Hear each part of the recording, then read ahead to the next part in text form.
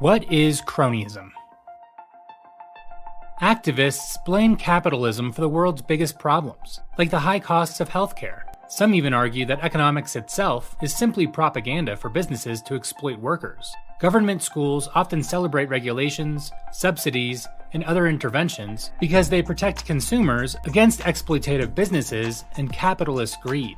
The truth is precisely the reverse. The profit and loss economy lowers prices and increases the quality of goods through competition, which benefits society as a whole.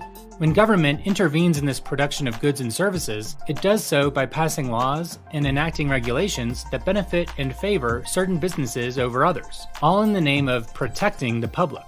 This granting of privileges and favored status to people because of their political power or connections is called cronyism. The beneficiaries of cronyism serve the politicians and bureaucrats who appointed them, and not the consumers who buy the products from the regulated companies. For example, imagine you run a small business that produces vegetable soup. Your top priority is satisfying customers. A satisfied customer is a returning customer.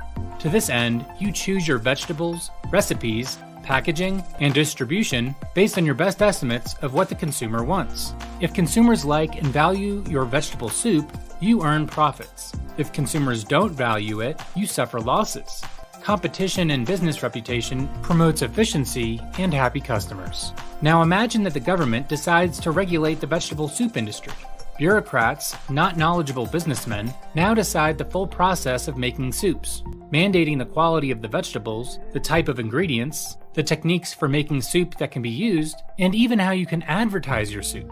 To enforce these new regulations, the government requires licenses and compulsory inspections. As a soup producer, you must now spend considerable resources catering to political regulations. Although the government justifies its intervention in the name of protecting consumers from bad soup makers, the new regulations create compliance costs and barriers to entry.